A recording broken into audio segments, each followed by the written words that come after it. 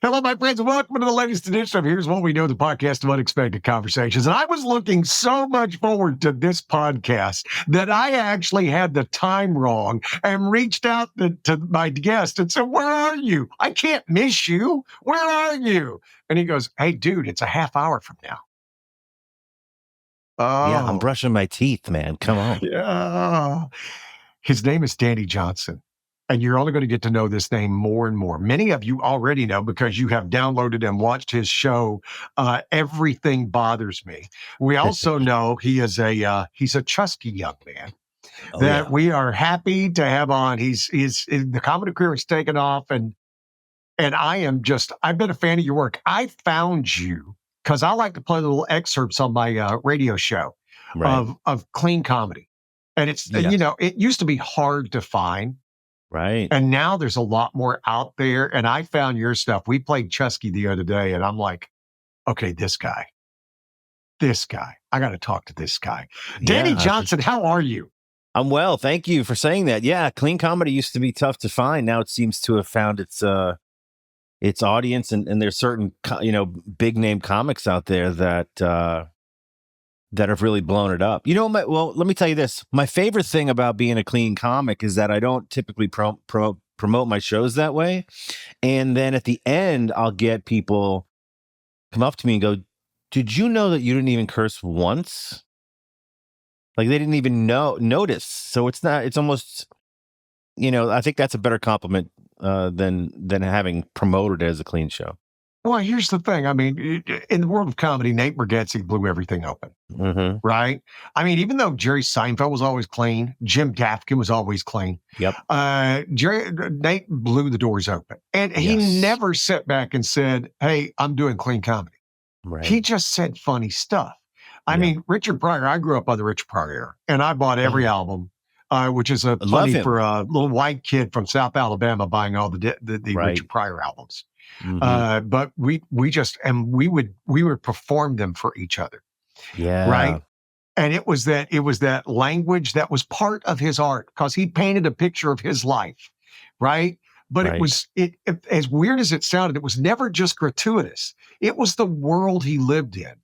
And then it turned Right. into, hey, I can say that, George Carlin's 7 dirty words.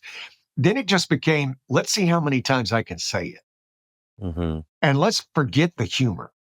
Right. And now you guys, you're getting back to it. The old Seinfeld quote is, if you can make somebody laugh without the F-bomb, Right.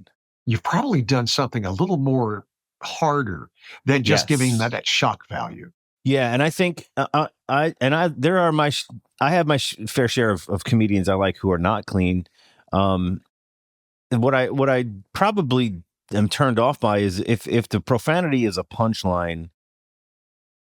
I don't get that. I mean, that's trying to shock somebody. If you could write a punchline in lieu of the profanity, then that's what I prefer. But I don't mind. I like all kinds of comedy.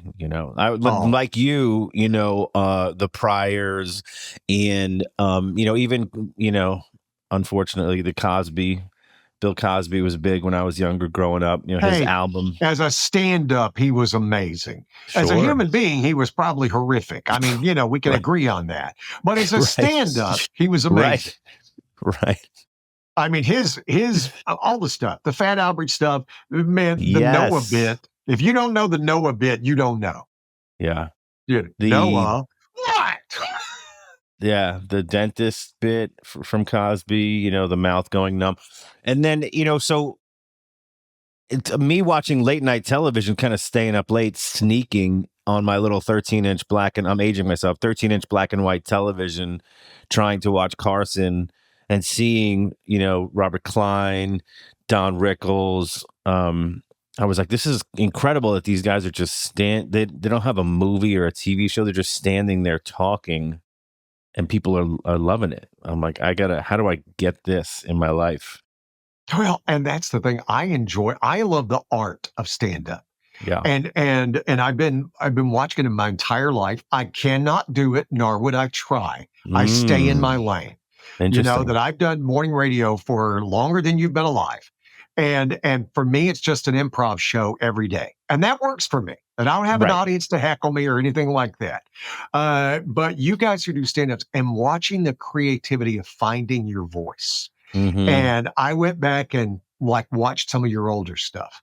Right. And it was beautiful when you watch somebody figure out what they do, when they Right. figure out how they present, Right. and seeing you do that. It's I don't know. I'm pulling for you, right? But I also just appreciate it. enjoy the process. Yeah.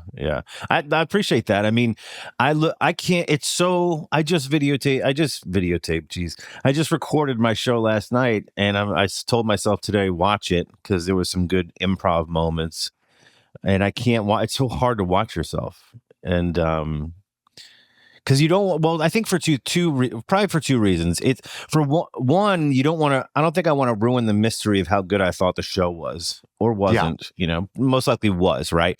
And then if I watch it, you can never really capture that in live in the moment. And then two, to watch yourself and examine, but you need to do it. A lot of times I'll play it and I'll walk away. I'll just listen to the audio because that's really the most important stuff. Did I miss a tagline? Was my cadence off? My timing? What I remember saying something that I never said before, so I got to write that down so I can use it in the future.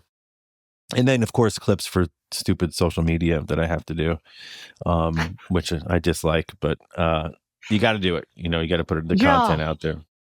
It's the game you play now, and I find it fascinating as you go through all of these things. As you're saying, finding the bit. I'm always amazed. Just like I talk to a lot of songwriters, and I'm like, where does it come from?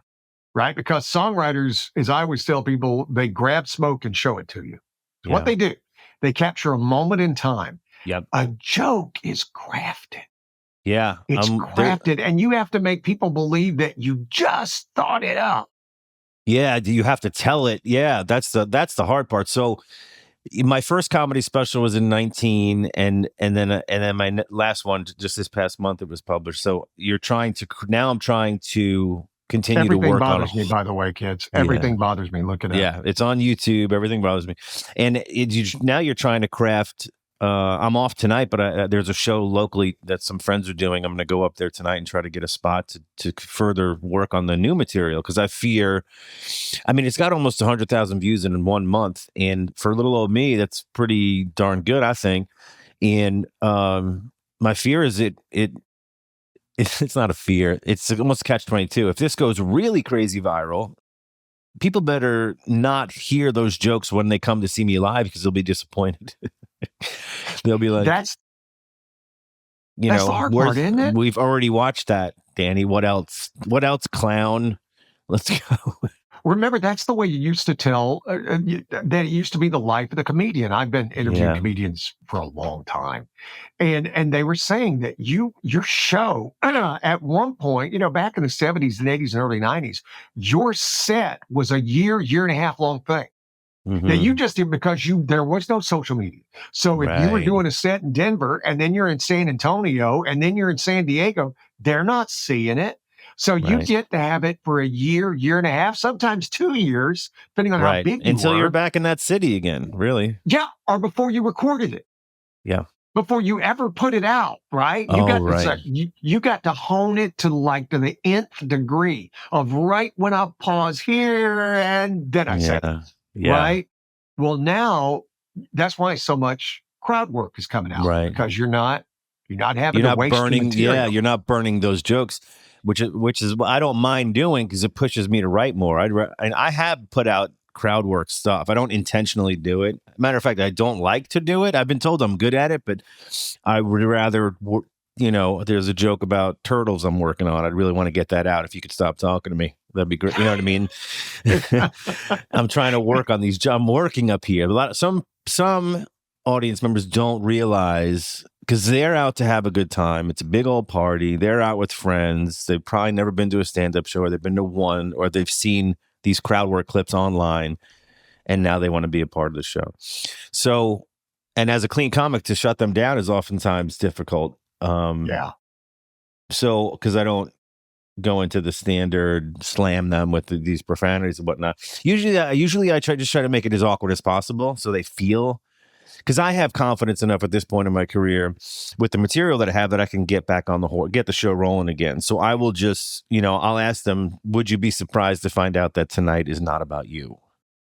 And that often was like, they're like, oh, good, and then I just make it really awkward and quiet, and they'll say something and we see how hard it is to be funny. No one reacted to that, what you just said. And then I'll go on with the show. But yeah, the what you mentioned earlier about finding a joke idea. I often kid that if someone found my phone or my notebook, my phone with the notes app of the random stuff that I write down that eventually turns into, they would think I was a psychopath. Because like the latest entry in my notes is why the monocle? The Monopoly guy monocle. Like when was that ever an option for, like, I just want to see good out of one eye.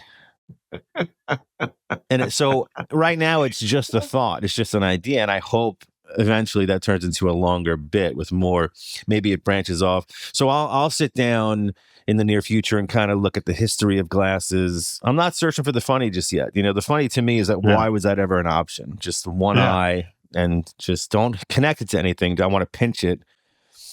I just want to see my profits, not the people I'm oppressing. Right. That's funny. That's funny. Yeah. What is it? They're trying to limit their vision, really. They don't really want to see. They don't want to see more. See, I love that process that you're trying to create, because it is thinking about how to hard. I've had comedians. I had Greg Warren on last year, and he was talking about, he literally just every day goes to a coffee shop because he has to get out of his house. And he goes to a coffee shop and he just sits back and he writes, and he tries to think of anything he can think of, right, from his history or whatever, or, just something. Somebody will say a word like you were saying, you know, and he goes, okay, epiphany. Oh, and then try to build from that. And what you're doing, you're doing the same thing songwriters do. I mean, I'm telling you, because I've been around, I've been in country music for a long time. And you'll sit back and see them, and somebody will say something, and you'll watch them slowly pick up their phone without losing eye contact. And, one-handed write that in. Yeah. Right? You don't want to lose that moment. You think you'll remember. It's like waking up in the middle of the night going, that was a weird dream. I'll remember that tomorrow morning. And then you have no idea. So yeah, there's a lot of, if I'm out to dinner and I think of something or hear something, and it's just an idea. It's not even necessarily something funny. It just struck me as that is an odd social thing. I need to write it down immediately. And whoever I'm with just has to deal with it, I would imagine that your friends are always trying to give you funny things. I mean, I just did it. I just tried to come up with a monocle joke, right? I mean, but you're associated with the business, and that was a funny thought. Most of my friends are not funny outside of the comedian world.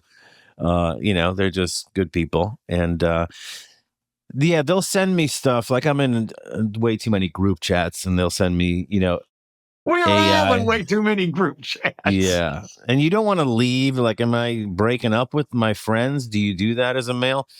And it's AI skits and all these, it always is the obvious. And I don't call them out because it's just, they're not comedians. They don't think like, we think, I guess. But yeah, it's almost never helpful. Unless they're a comic. Well, and when you do talk to a comic, are you guys really cognizant of, hey, can I have that? Can I work on that? Can I do that? I mean, because I know nobody wants to get the Carlos Mencia rap of stealing bits, right? Nobody wants that. And I said that, he didn't. I did. Because I don't want you catching any blowback. This is my conversation. But I mean, how do you guys work that? I mean, if you're sitting around talking with what's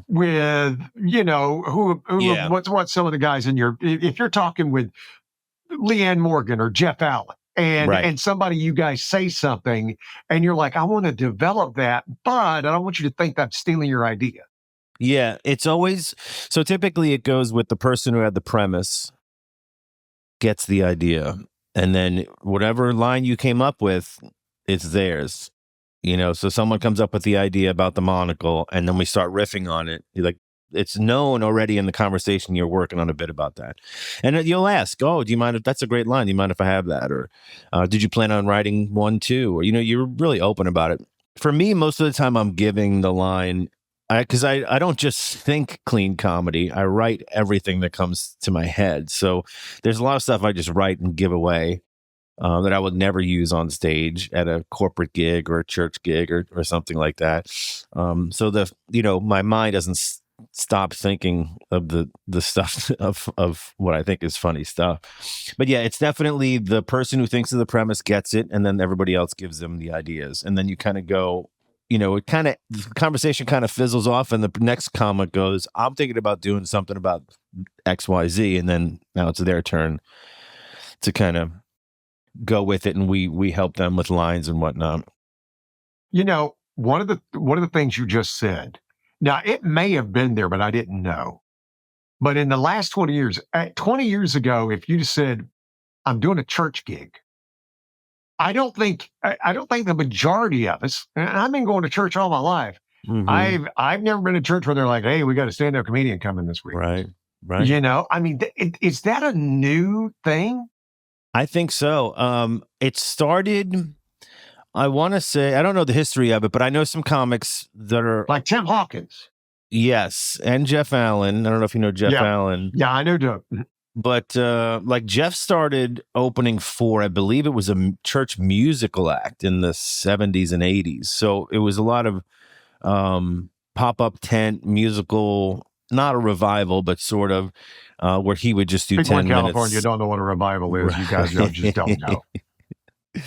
And but now it's a little bit more mainstream, although churches are very hesitant about, very careful who they give the microphone to. So for probably say the last 20 years or so, it was probably 10 or less comics that I could name that were on any given church's microphone for something, and it's opened up a little bit more here and there for fundraisers, employee appreciation and whatnot. But that's a different, because in my comedy special on YouTube, this one I say damn and hell, which is I typically don't. And for a church gig, I would remove that. And matter of fact, most of my shows are without it. I don't know why I said it during the filmings, but that's how detailed they are when you get hired at a church. You just don't want to. You're there to further the cause and provide entertainment and a family friend, because there may be children there. Like, my humor is clean, but not tailored towards kids. They can come and watch. Some find it amusing, but I'm not, making balloon animals or anything up there.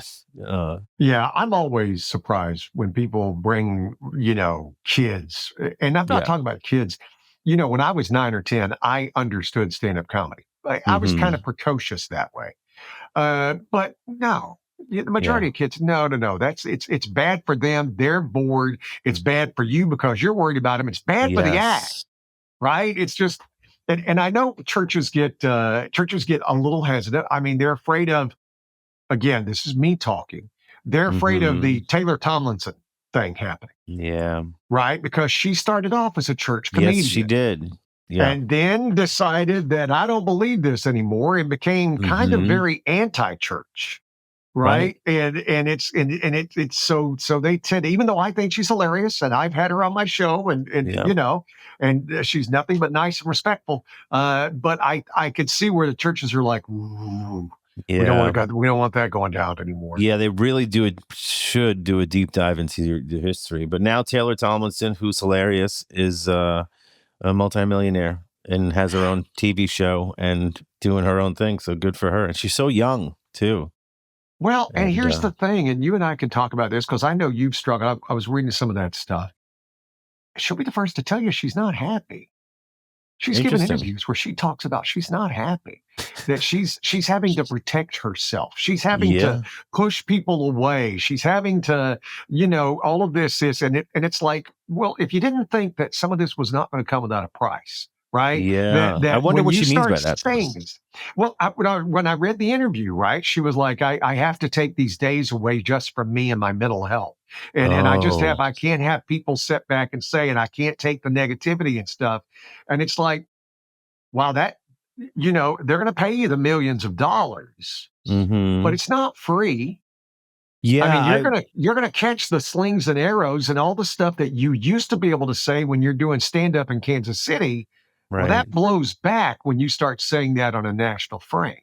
Yeah. And I think from a business perspective, I had a comedian named Billy Gardell tell me once, he was the star of Mike and Molly and Bob Yeah. Hart's Mishola. He said, once you get to a certain level of fame and success in the entertainment industry, when you put your hand in your pocket to get your car keys, I want you to be prepared to shake three hands that are already there.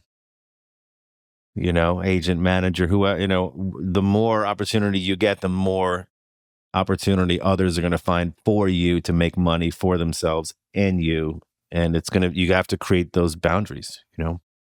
Well, it is, and you sit back and see. I had the late Richard Jenny on my show, What right a in studio. great, you You had know him what my in. claim?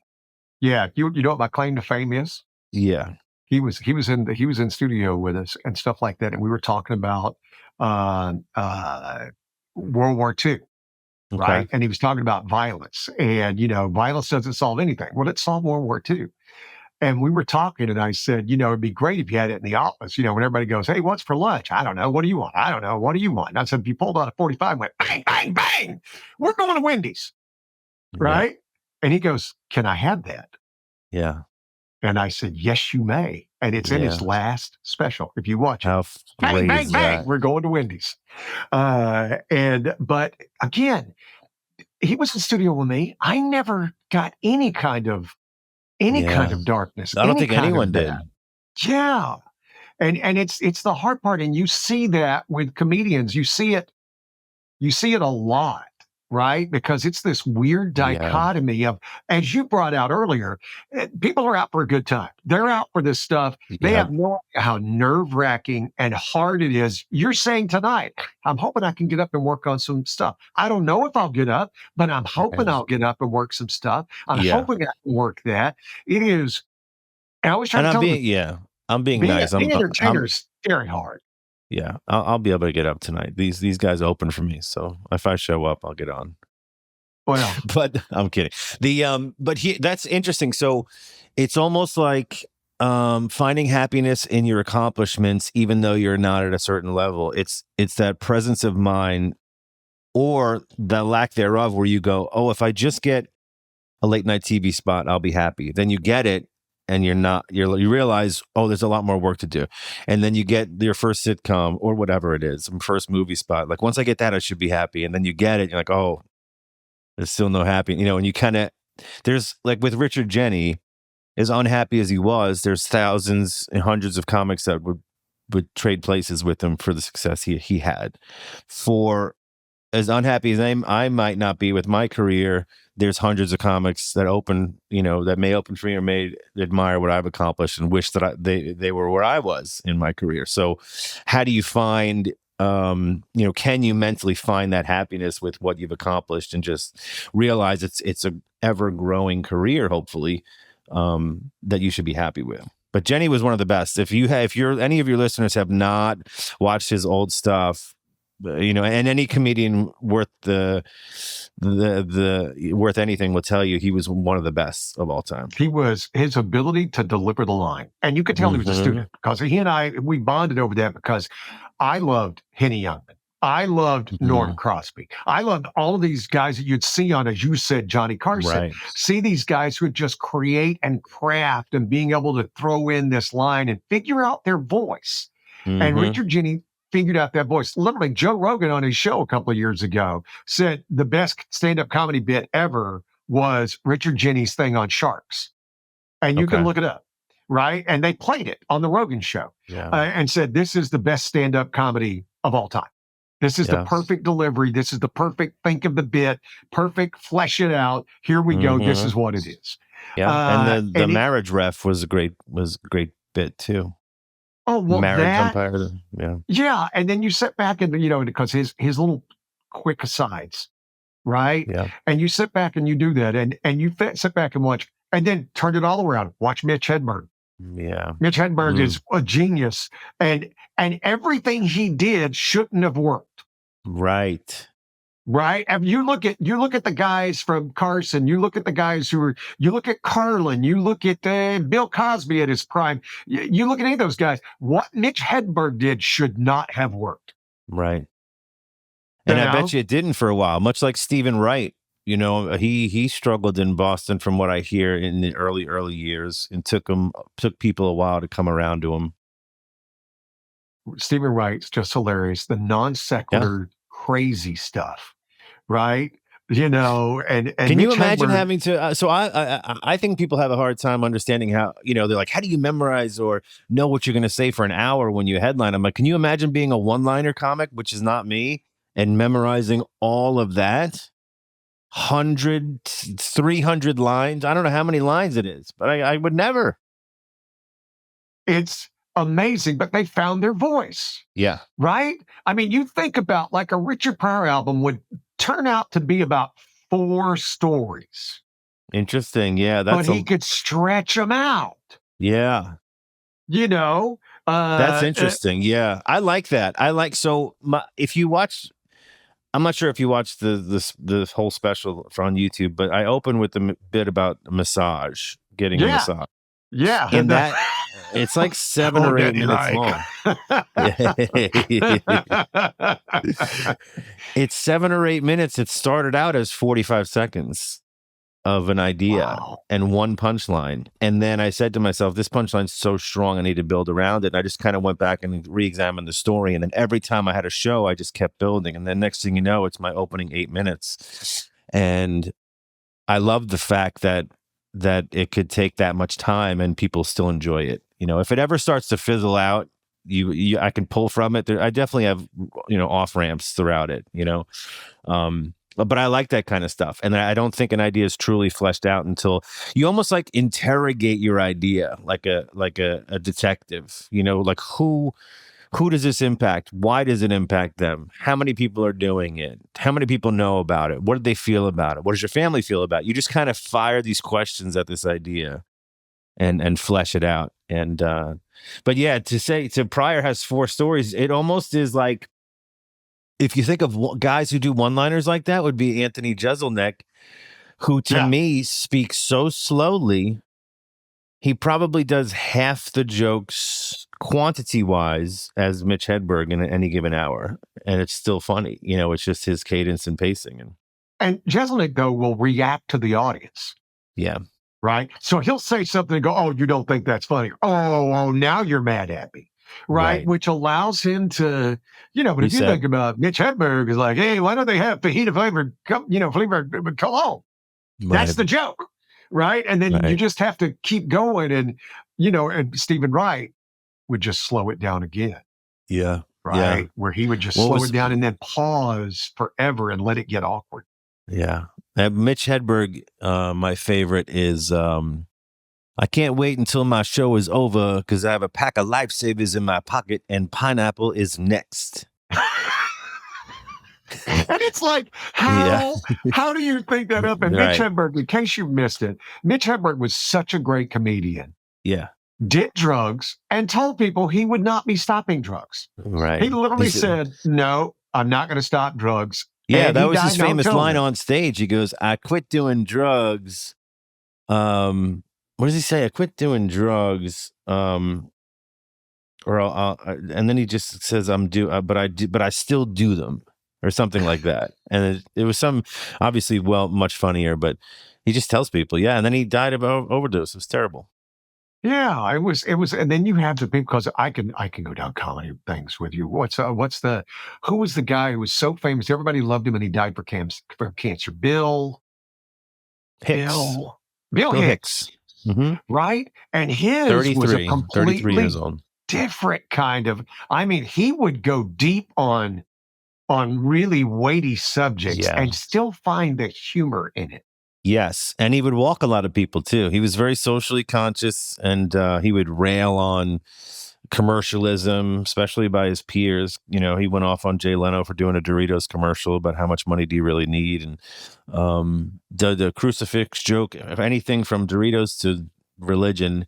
And I have a bunch of his old CDs, and several of them are not intentionally, but purposely put out with his blessing, where he's just bombing. He's trying to find, he doesn't understand why people are loving the Dorito eating Jay Leno and not his joke about the Holocaust or whatever. And it's just really fun to listen to a guy try, and then to die at 33, and be so revered by other comedians. He was great. I think too many comics, including myself early on especially, were like, how do I be more like that? And no one can. Just be yourself. Well, it's that fearless, right? There are a lot of Yeah. comics out there who are fearless, who never got big. And as Yeah. long as you don't get bitter, I don't care. Mhm. But you don't get to be bitter because you didn't get big because you were fearless. Right. That's part and parcel. Right. You see Bill Burr now. Bill Burr got big because he was fearless, and now he's a little more fearful. Yeah. Right. So, and I say that as a Bill Burr fan. Again, all of these are my observations. Right. But it's okay if you just sit back and go, this is who I am. And if you like it, great. Yeah. If you don't like it, I'm fine with that too. There's a number of guys, I can't think of their names right off the bat, but they're guys who are just very funny and they're just whatever. Jimmy Carr. Yeah. Jimmy Carr is fearless and he's gotten really big, but he says stuff that and he's very pragmatic about, if you don't like me, that's fine. This is very hard what I do. You do it. Yeah. Yeah. And I think, and I get asked sometimes, why don't you ever talk about politics or sex or religion? And I've touched on religion a little bit, but I have to find the funny in it. I'm not going to shy away from it if I ever find the funny, but nothing strikes me. Politics strikes me as more sad than anything. I don't have any influence over any of it. It's just, to me, I'd rather find something strikes me in the minutia of the world. But I would tackle it if I did find something funny or give it away, whatever. Well, and it's the relatability, right? That's what makes comedy funny. That's what makes Leanne Morgan, funny. Is because she found that relatability that people could understand. My daughter's wonderful and she's a monster and I think she hates me, but is she precious? Right. Childhood, the whole thing, raising them and being able to find that. Politics is it used to be, think about it. Everybody says it, and it sounds like I'm 4,000 years old, but Johnny Carson could make fun of everybody. Well, now you have to go with a clapter. Stephen Colbert is only going to present one side. Jimmy Kimmel's only going to present one side. Greg Gutfeld's only going to present one side. And it's very hard to sit back, and the true funny people are the people who make fun of their own sides. That's where I think hilarity is. And I always tell people, and we're not getting into politics, but I always tell everybody, if you disagree with me on politics, I'll make you a deal. Let's each pick 3 things we hate about our side and say them. Yeah. That's now great. We're starting off on a place where we can talk. But if you're an ideologue and all you do is defend your side, okay, well, good luck with that. Have a great day. Yeah. And I like having friends both in person and on social media that have different points of view. I may think they're ridiculous. I may think they're a good idea. But I don't want to be in a silo just because I have one set of views or opinions. You got to do a lot to change them, a lot of facts to change them, and who knows what a fact is nowadays.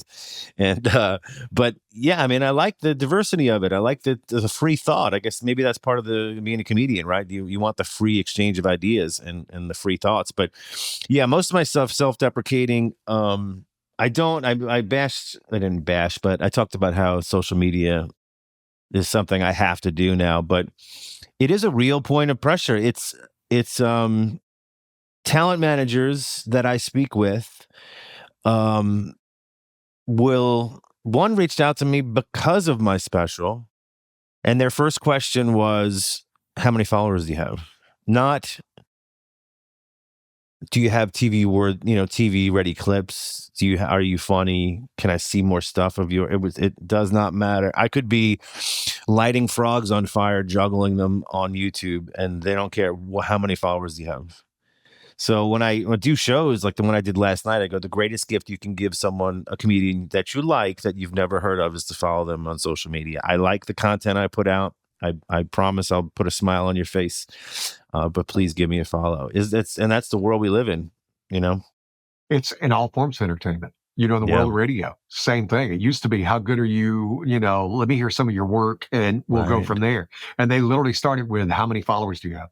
How much of a social media presence you have? Right. And it just goes the power of it. I had Leon Morgan on a couple months ago, Mhm. and she told the story of, she was ready to quit. She had told her husband, I've taken this as far as I can take it. I Yep. just don't think it's going to go. She goes, I'm going to hire these 2 college kids to try this social media thing. Yes. And I remember asking her, how much did you pay them? She goes, a couple $100. Mhm. And she goes, they started putting stuff out on social media, and same thing you're finding.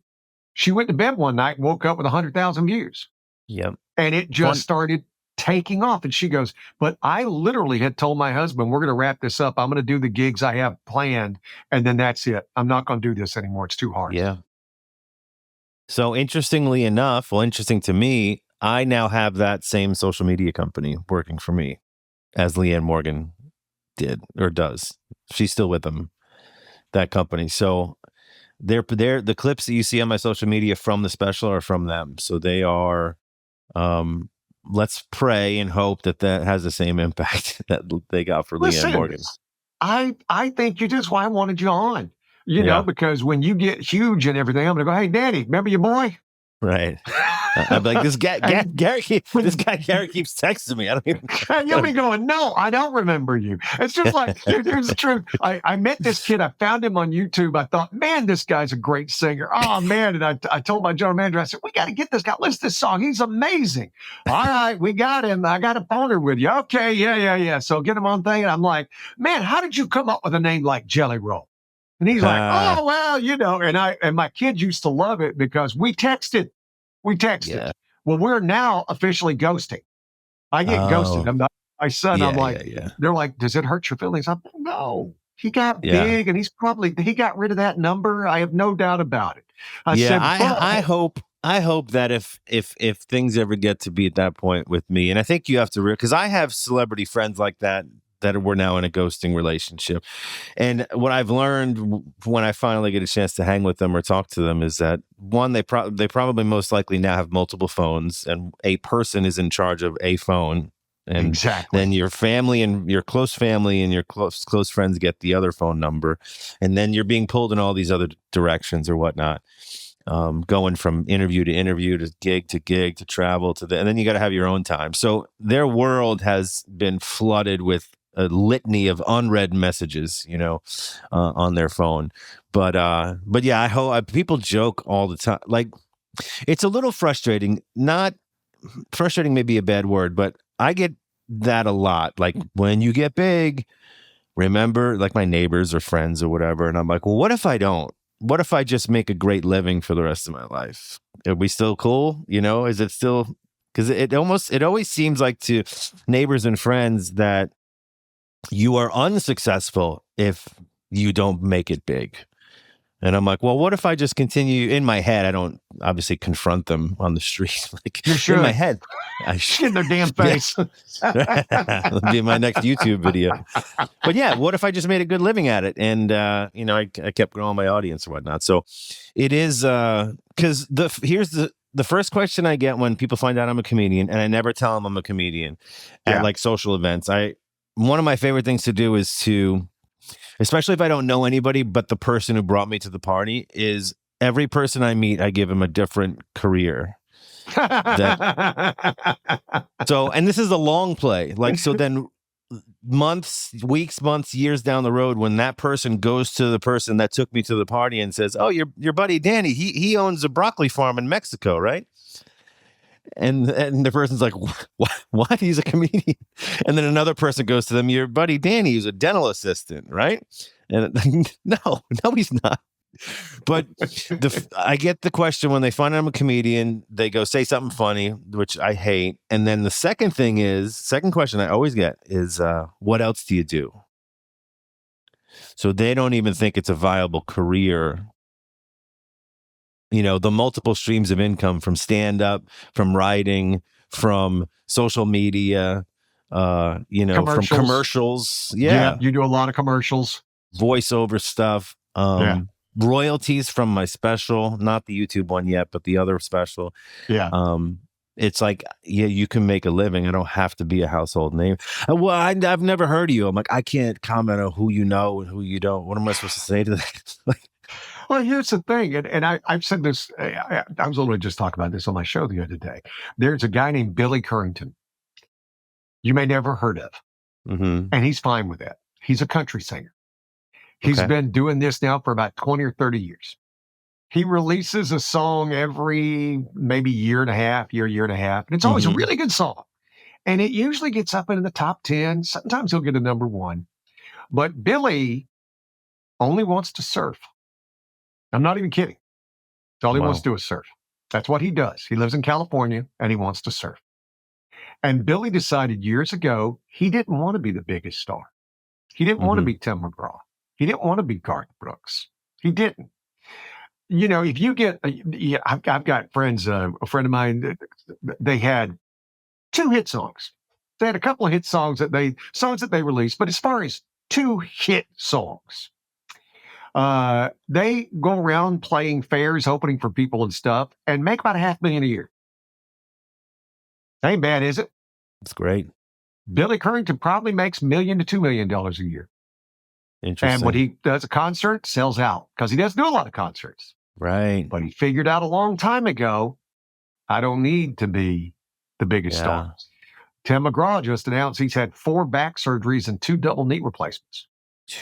Right? Because he wanted to be working out. He wanted to be, I want to be on TV. I want to be in movies. I got to look skinny. I got to be thin and stuff like that. And I've met Tim. Matter of fact, it's easier for me to tell you who I haven't met than who I've met. Right. Because I've been doing it forever. But it's that conscious decision that I'm going to work to be as big as I can be. Or you can go, I can get this level of success and lead a pretty good life. Yeah. I think I've often said in my head anyway, sometimes I say this all the time, and then I realize someone will point out, you never say that. Well, I mean, in my head, I say it all the time. I'm so funny up here, and you have no idea.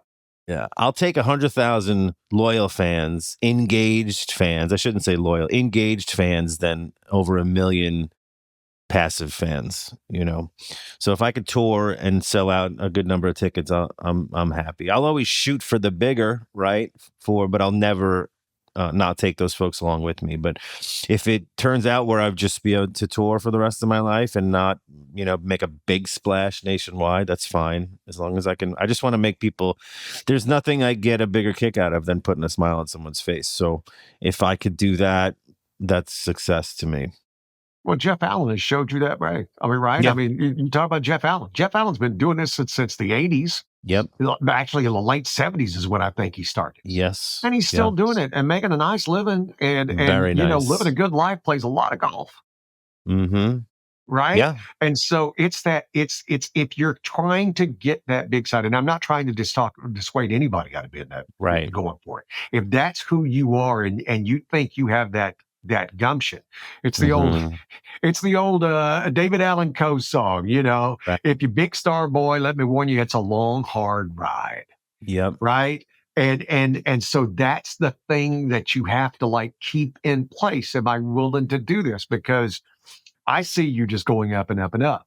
But I think at some point you will have to make that decision. Yeah. How much do I want to go? How much do I want to push it? Because I can sit back and see, there's been a big year for Leanne Morgan. But there's something that tells me about a year or two from now, she's going to walk away from it. That's just my instincts. Right. Because it's overwhelming. Yeah. I mean, because you get into that, I call it the machine. Because I don't have exposure to it. I don't have any other way to describe it. But it seems like there's this pattern of someone gets some heat around them, and heat is good in this business. It's not bad. Then they connect with an agency or some sort of talent agency. They get on one of the streaming platforms. Then they get a sitcom or network deal. In the middle of that, they'll come out with a book, which is typically written by a ghostwriter. They dictate and they put it together as a book. So then you have a book tour, which is like Good Morning America and other TV and radio shows. And then you put out another special, and then you tour in between. At some point, I imagine, even Nate Bargatze has said this year, 2026, may be his last year touring. I hope not, but I can't. It seems like everyone's doing the same, not everyone, but similar pattern of like, how much can I capitalize on this in this 3 to 5 year period, and then we'll see what happens after. Sterling Oak Cabinetry has one goal: to build the cabinets of your dreams. They literally specialize in custom cabinetry. No cookie cutter, everything looks the same stuff that you find at the big box stores. Your kitchen is the centerpiece of your home, and your home is your biggest investment. They can work with you or your designer to build just what you want with the materials and finish that you want. And because they're a brand new company, they'll be getting busier and busier. But if you order right now, they'll get your order to you in 6 to 8 weeks. In the world of cabinetry, that's blindingly fast. Contact Rob Skovman at RSKOVMAND@yahoo.com or go to sterlingoakcabinetry.com and get your dreams made reality tomorrow. You know what I love about great comedians? Nobody can tell their jokes. Yeah. Right? I mean, you can try to do Richard Pryor all you want, but you can't. Nate Bargatze truly doesn't, and this is not a criticism, he doesn't say anything funny. It's just the way he says it in the context that he says it. Yeah. I made a fool of myself when I met him. Really? What'd you say? Come on, you got to share that story. You can't just say that. It's not that great of a story, but so I did. He has this thing called Nateland Live, which is occasionally on a Monday night at Zany's Comedy Club in Nashville, and he just showcases clean comics, and sometimes they record it all the time, and sometimes it makes it social media, sometimes it doesn't. So I got on the showcase, and I said to the person running the green room, I said, hey, I know he's busy, because the green room is attached to where they record the podcast, and on the other side of the wall is the actual showroom called The Lab at Zany's. That's where it's recorded. And I said, hey, if it's not too much, I know he's busy. I would love a picture with Nate, and just thank him for having us. It's me and 9 other comics. Jeff Allen was actually on that show as well. And so she waves me into the podcast room when it was just Nate alone. And, Nate's very nice, shook my hand. And I thought it would be funny if I said, and I did say to him, I said, hey, I heard you wanted a picture with me. And I think I was hoping for a laugh, like he wants a picture with me. I said, I heard you wanted a picture with me. And he didn't laugh, because I think he just assumed I said, I heard did you hear I wanted a picture with you? It was very weird. And so he was just like looking at me like, oh, okay, yeah, picture. And then I told him, you're my girlfriend's favorite comedian, which is, it's actually a joke in my act where I go for my girlfriend's birthday. She asked me to get her tickets to see another comedian. I mean, just how many areas of this relationship am I not fulfilling of her, in hers? And again, he just blew, he's just, I was sweating more in that 60-second interaction than I did during my 10-minute stand-up set. And what was my favorite part was at the end of the evening, there was like 10 of us in the green room, whoever was on the show, plus some of the podcast folks from Nateland. And he said, hey, man, nice to meet you, Danny, and good night. And we hadn't talked since the initial interaction at the beginning of the evening. So I don't know that he remembers my name now. Not that I care, but I do care, I guess. It was just nice that he did grab some little memory from it, even if it was awkward. Well, and that's what I was telling Brian about celebrities. And I try to do this, when people meet me, and again, people who grew up listening to me and stuff like that. And I always try to be who they hope I am. Mm-hmm. Not who I'm not. I try to be who they hope I am. Yeah, And that's that's what the interesting. nicest thing I can say about any celebrity. I'll tell them he's who you hope he is. Yeah, She's who you hope he is. She is, yeah. right? And then you'll get the people, and comics are. I've told this story because you get most people who get studio were great. I remember D.L. Hughley came in. He didn't know what to expect. We're a country station, and he's like, and we ended up having just a fine time. We had another David Allen Greer who would not come to the station because how could we not be racist? Mm, Country interesting. station in San Jose, California. Wow. Never met us. Didn't say, how can we not be racist? Yeah. Okay.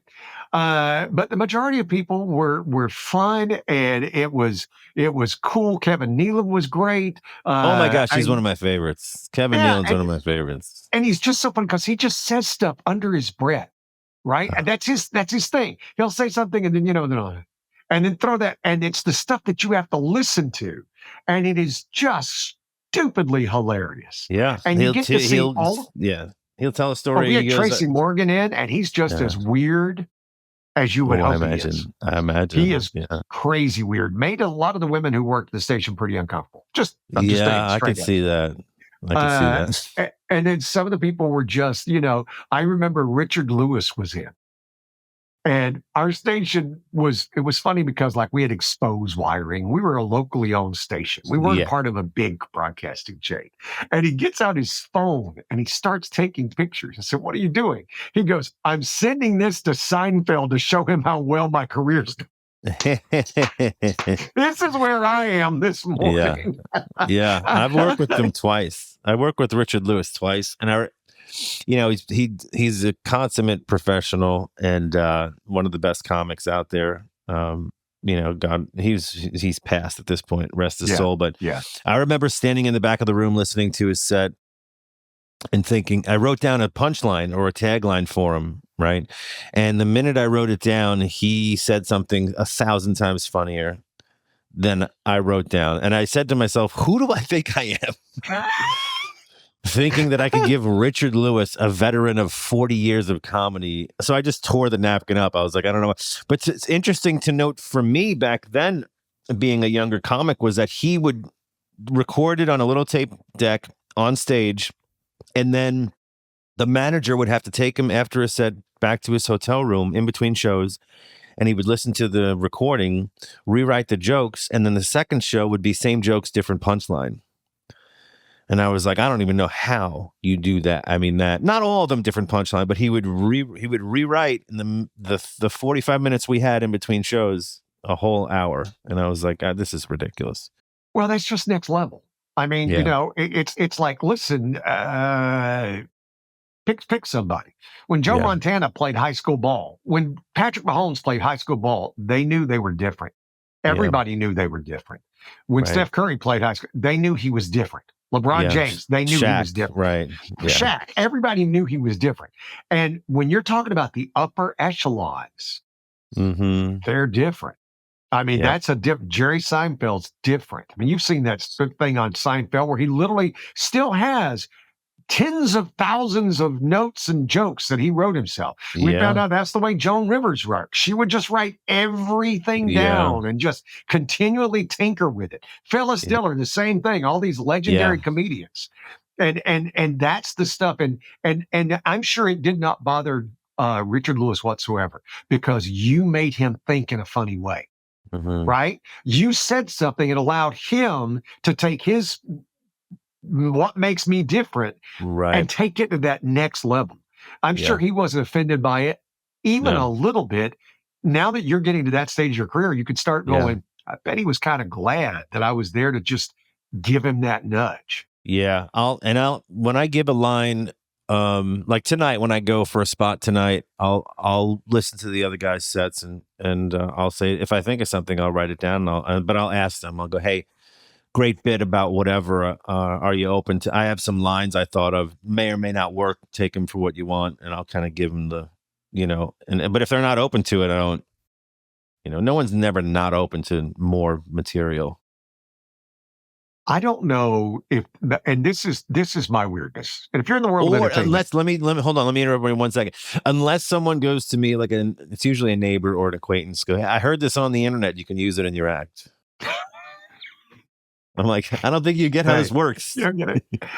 Well, and for me though, as I was saying, my weirdness, like in radio, I don't listen to any other stations. I Okay. don't listen. Anybody go, hey, have you ever heard? And it's not that I have anything against them. It's not that I have anything bad to say about them. Right. But I don't want to be influenced at all. Here's the truth about me. I rarely will listen to podcasts that I've done. Rarely. I maybe a couple of times a year will do it. Why? Because I don't want to start performing the podcast for myself. Interesting. Does that make sense? Yeah. I don't want to start going, listen to that. So I want to make sure I don't do that, or I didn't like that. And I end up narrowing the audience to one person where the warts and all, I've been doing this for a long time, and the warts and all have got me to a pretty good place. Yeah. Right. And so that's my proclivities. Yeah, and you don't want to you watch it. You don't want to watch yourself too much where you become a perfectionist, because then you'll never put content out. Just put it is what it is. I mean, I remember thinking that towards the end of right before we released this YouTube special of mine, I was like, I took a joke out. It was maybe a 20-second joke. I said, I'm not a big, and then I kind of him and hawed. I'm like, you know what? We need to move forward. I could probably watch it again and think of something else to add or remove, or it'll be a never-ending editing process. So just put it out. Just move forward. I just enjoy it. I've always enjoyed comedy. I've always enjoyed, I remember Jim Gaffigan being in studio, and he had just woken up. I'm not even kidding you. He'd been asleep 15 minutes before we walked in the studio. But just watching them being able to figure out, I had Norm Macdonald come in. I was so excited about having Norm because I've been the biggest fan. And I didn't find out till later that A, Norm hated doing that, and B, he turned it to a performance thing. So what he would do is never answer you. So I would go back and try to use old bits, so he wouldn't use any of his stuff. So I try to reference bits from years ago, so he could do the stuff without using up any of his new stuff. And I'm like, Norm, I'm so glad. I'm thrilled to hear it. Yeah. Okay, yeah. And okay, how about that wiener dog? You still have that wiener dog? Yeah. Okay, yeah. That's all he did for 10 minutes. Yeah. Would not say anything. Like a politician, never answer a question. Well, and I felt like, because I'd met my hero and he was horrible. Yeah. And then I heard later on after he passed that this was part of his performance. That he did it to everybody. Yeah. It wasn't just me. And then I kind of felt honored. Have you? Yeah, I would. I worked with him once, but have you ever, well, two things. His last comedy special, he talks about death a lot. And yeah, because he knew. And which is a precursor to, of his death of cancer, and no one knew. It talks about suicide and death a lot. And then I watched his Netflix show, his Netflix talk show. If you get a chance to watch it, it's like a set up like a late night show with no audience, but it's really funny. My favorite part of his show, because it's at him and a buddy at a desk, and they have a guest on, Jim Carrey, David Spade, whoever. My favorite part of the show is because he's sort of he has this very unique sense of humor. So he'll be interviewing David Spade, and he'll go, he's like, we'll be right back after the message from our sponsors. And he just starts to go talking with David Spade kind of off. By the way, there is no commercial, and there are no sponsors. Like he doesn't ever tell them that. And then he gets done kind of just small talking with them, and he's like, all right, we're back. And and they never left. It's really funny to watch if you get a chance to. It's a good watch on Netflix. I will deep dive on that, because especially if it's David Spade, I find that hilarious. David Spade, Jim Carrey. Jim Carrey was on, and Jim Carrey said to Norm, "Hey, remember when you got to stop by the set of the film, Man on the Moon that I was doing?" Norm's like, "Yeah, I remember that. Or as I like to call it, I was in the movie." Jim Carrey didn't remember that he was in the movie. He's like, that's how I like to refer to it, being in the movie, Jim. At some point, they've got to do the movie on Norm's life. Yeah. I mean, but I don't know. I don't know if the actor or comedian who could do it is even around yet. Good point. Yeah, no one comes to mind. Yeah. So at some point, somebody's going to come up and they're going to go, "Oh, that guy would be perfect. Yeah. That's the one we need right there. Yeah. I enjoy this. I enjoy. Thank you for taking the time to go through the nuts and bolts of it. Yeah. I love talking. I can talk to you for hours. Well, and I appreciate that. And people come up and, especially when you have comedians on it, sometimes comedians come on and they just want to, let's be funny. And I'm good with that. I'm totally good with that. They just want to be funny. But when you get a chance to actually talk to somebody and go, how does this work? How does this feel? What do you think about this? How does that work? I think it's hilarious. I think if you ever come back on with me, and again, you don't have to be big. I would love to sit back and when we talk about these comedians and just get our thumbnail picture of this. What do you like? What were your favorite bits? Won't be dissing anybody. You don't have to worry about that. But it's just people that you can go, oh man, that's the stuff that you can go. I always loved when Gaffigan would think of the woman in the audience. Yeah. Remember he'd do that? Yeah. Oh, Why is he telling that joke? How many jokes about teacups does this guy have? How do you think that up? Yeah. How does that happen? It's amazing. Well, all your socials, everything, the website, everything, Danny Johnson, you'll find it on the show notes. And again, the new thing is called Everything Bothers Me. Yeah, on it's YouTube. From what is it? Heart Fox Honest special? Fox. Oh yeah, and Honest Fox. So that's the social media company we were talking about earlier that launched Leanne Morgan. So I'm working with them now. And it's on YouTube and DannyJohnson.com, Danny Johnson Comedy for all my socials. And here's something that may persuade folks on the fence about watching Clean Comedy Special. I was told, I got feedback recently that I'd never gotten before in my career. I get a call from a very well-known talent manager, specifically for clean comedians, who said that they loved my special so much they wanted to reach out to me and talk. And they said, you are clean with an edge. Mm-hmm. He goes, there's no cheesiness. He goes, a lot of people associate clean with cheesy. He goes, Nate Bargatze is not cheesy. He's just clean and family friendly. He goes, there's an underlying thing with you. I don't know if it's a boiling anger or an agitation, but you have a bit of an edge to you. And I had never heard that before. And I'm definitely not controversial, but I could, thinking back to some of the bits I did, I'm like, yeah, there's probably a little bit of underlying frustration or anger in there. Dude, so you live in northern Florida. The problem is you're hot. Yeah. And I don't mean like show business hot. No, you're literally too damn hot. Yeah. And I grew up in New York, so I have both sets of agitation in me. Yeah. I grew up in South Alabama, northern Florida, right? And so and that's the thing. My kids wanted to see where I was from this past summer. So we went. Right. And we get off the plane and my son looks at me and he goes, wow, this air is heavy. It is thick, right? Yeah. I said, welcome to it. I said, you want to hear my 5 miles to school uphill both ways story? And he goes, what? Because I have teenagers. I'm an older dad. And I said, I was 22 years old before I lived in a place with air conditioning. Oof. Yeah. And he was like, how? Yeah. I'm like, there you go. It's why a lot of people my age who still live here are dead. Yeah. In Long Island, New York, there was one room in the house with a wall unit. And that was my parents' bedroom. And if it got hot enough, we were allowed to curl up on the floor in their room.